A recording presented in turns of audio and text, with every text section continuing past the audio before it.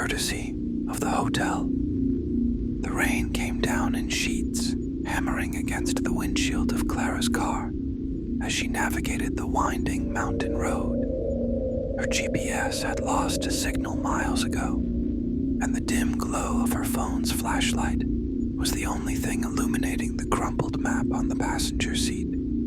She was lost, tired, and desperate for shelter. When the sign appeared in the headlights, she almost missed it. Welcome to the Blackthorn Hotel, a haven for the weary traveler. The words were etched into a weathered wooden sign, barely visible through the storm.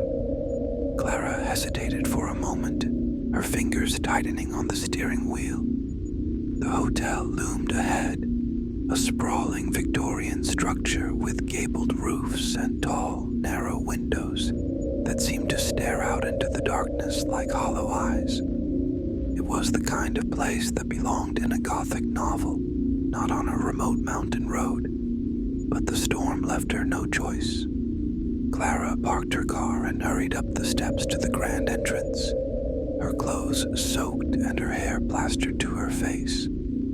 The heavy oak door creaked open before she could knock, revealing a tall, gaunt man in a crisp black suit. His smile was too wide, his eyes too bright. "Welcome to the Blackthorn," he said, his voice smooth and unnervingly cheerful.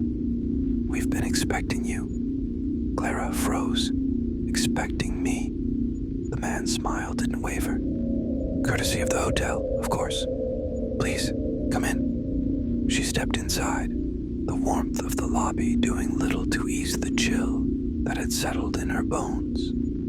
The interior was opulent, but eerily outdated, with velvet drapes, antique furniture, and a grand staircase that spiraled up into shadow.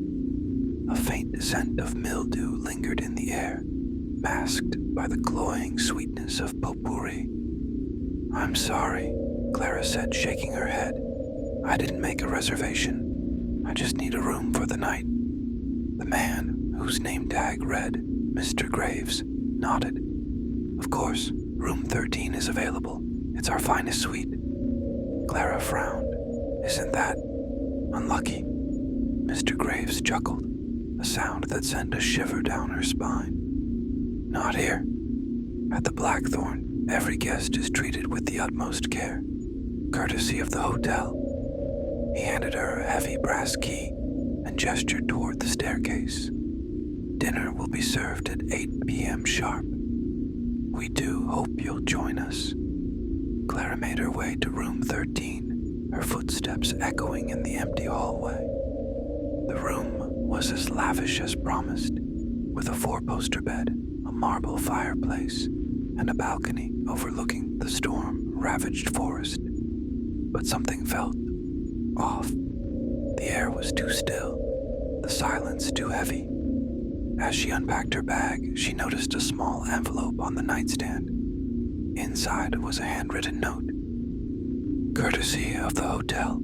Complimentary dinner and breakfast. Please ring the bell if you require anything at all. We are here to serve." The words were innocuous enough, but the handwriting was jagged, almost frantic, as if the writer had been trembling. Clara set the note aside and tried to shake the unease creeping over her. Dinner was a surreal affair. The dining room was empty except for Clara and Mr. Graves, who stood in the corner watching her with that same unsettling smile. The food was exquisite. Roast duck, truffle mashed potatoes, and a rich chocolate tort. But every bite tasted faintly of ash. When Clara returned to her room, she found the bed turned down and a single red rose on the pillow. Another note lay beside it. "Courtesy of the hotel. Sweet dreams." She slept fitfully, plagued by strange dreams. She was wandering the hotel's endless hallways, searching for something she couldn't name. Shadows moved in the corners of her vision, and faint whispers echoed in her ears. When she woke, it was still dark. The clock on the nightstand read 3:03 a.m.